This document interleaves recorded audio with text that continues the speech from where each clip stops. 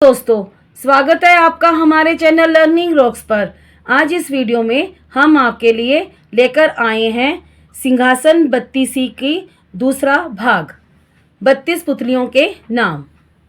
32 पुतलियों के नाम: 1 रत्ना मंजरी, 2 चित्रलेखा, 3 चंद्रकला, 4 कामकंदला, 5 लीलावती, 6 रविभामा, 7 कौमुदी, 8 पुष्पवती, 9 मधुमालती, 10 प्रभावती, 11 त्रिलोचना, 12 पद्मावती, 13 कीर्तिमती, 14 सुनयना, 15 सुंदरवती, 16 सत्यवती, 17 विद्यावती, 18 तारावती, 19 रूपरेखा, 20 ज्ञानवती, 21 चंद्रज्योति, 22 अनुरोधवती, 23 धर्मवती, 24 करुणावती, 25 त्रिनेत्री, 26 मृगनयनी, 27 मलयवंती, 28 वेदवी, 29 मानवती, 30 जयलक्ष्मी, 31 कौशल्या, 32 रानी रूपवती। पहली पुतली रत्ना मंजरी की कहानी। अम्बावती में एक राजा राज्य करता था। वह बड़ा दानी था। उसी राज्य में धर्मसेन नाम का एक और बड़ा राजा हुआ। उसकी 4 रानियां थी। एक थी ब्राह्मण, दूसरी क्षत्रिय, तीसरी वैश्य और चौथी शूद्र। ब्राह्मणी से एक पुत्र हुआ जिसका नाम ब्रह्मवती रखा गया। क्षत्राणी से 3 बेटे हुए। एक का नाम शंख, दूसरे का नाम विक्रमादित्य और तीसरे का नाम भर्तृहरि रखा गया।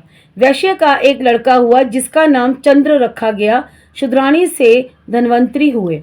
जब वो लड़के बड़े हुए तो ब्राह्मणी का बेटा घर से निकल पड़ा और धारापुर आया।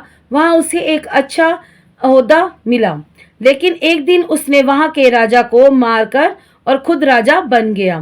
कुछ वक्त के बाद उसने वापस उज्जैन आने का फैसला किया, लेकिन उज्जैन पहुंचते ही उसकी मौत हो गई। उसके बाद क्षत्राणी के बड़े बेटे शंख को लगा कि उसके पिता विक्रम को राज्य का राजा बना सकते हैं, तो उसने अपने सोते हुए पिता पर हमला कर उसे मार डाला और खुद को राजा घोषित कर दिया। सभी भाइयों को शंख के षड्यंत्र का पता चला। वो सब इधर उधर निकल गए। शंख ने ज्योतिषियों का सहारा लिया और उन्हें अपने भाइयों के बारे में ज्योतिषी विद्या के सहारे से पता लगाने को कहा। ज्योतिषियों ने बताया कि विक्रम को छोड़कर उनके सभी भाई जंगली जानवरों का शिकार बन चुके हैं, जबकि विक्रम बहुत ज्ञानी बन चुका है और आगे चलकर बहुत बड़ा सम्राट बनेगा। यह सुनकर शंख ने विक्रम को मारने की योजना बनाई। शंख के मंत्रियों ने विक्रम को ढूंढ निकाला और शंख को जानकारी दी। शंख ने एक तांत्रिक से मिलकर विक्रम को मारने की योजना बनाई।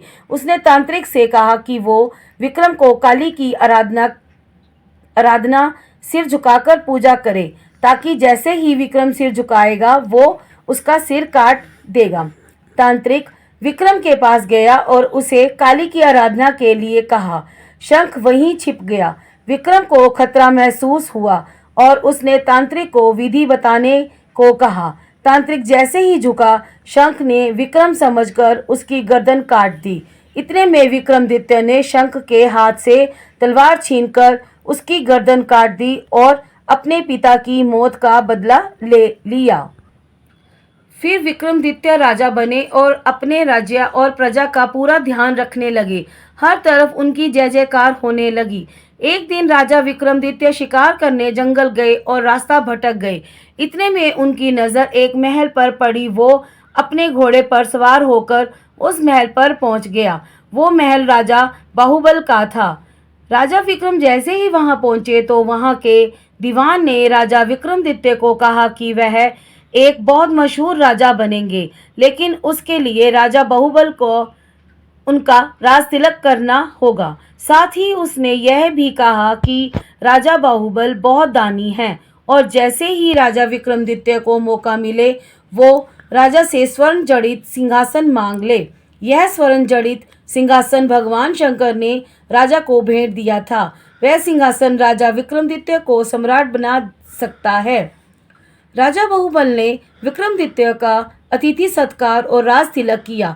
इस दौरान विक्रमादित्य ने सिंहासन की मांग की और राजा बहुबल ने विक्रमादित्य को वही सिंहासन हकदार समझते हुए बिना संकोच के सिंहासन दे दिया। कुछ दिनों के बाद राजा विक्रमादित्य सिंहासन लेकर अपने राज्य वापस आ गए। सिंहासन की बात दूर दूर तक फैल गई। हर कोई राजा विक्रमादित्य को सिंहासन मिलने पर बधाई दे रहा था। इतना सुनते ही पुतली रत्न मंजरी ने कहा कि राजा भोज, अगर ऐसा कोई काम आपने भी किया है तो आप इस सिंहासन पर बैठ सकते हैं। यह कहने के बाद पहली पुतली रत्न मंजरी उड़ गई। यह सुनकर राजा भोज ने उस दिन सिंहासन पर बैठने का फैसला टाल दिया और सोचा कि अगले दिन आऊँगा और सिंहासन पर बैठूंगा। कहानी से सीख। इस कहानी से हमें यह सीख मिलती है कि कभी लालच नहीं करना चाहिए और दूसरों का बुरा नहीं सोचना चाहिए। जो दूसरों का बुरा चाहते हैं उनके साथ कभी अच्छा नहीं होता। धन्यवाद।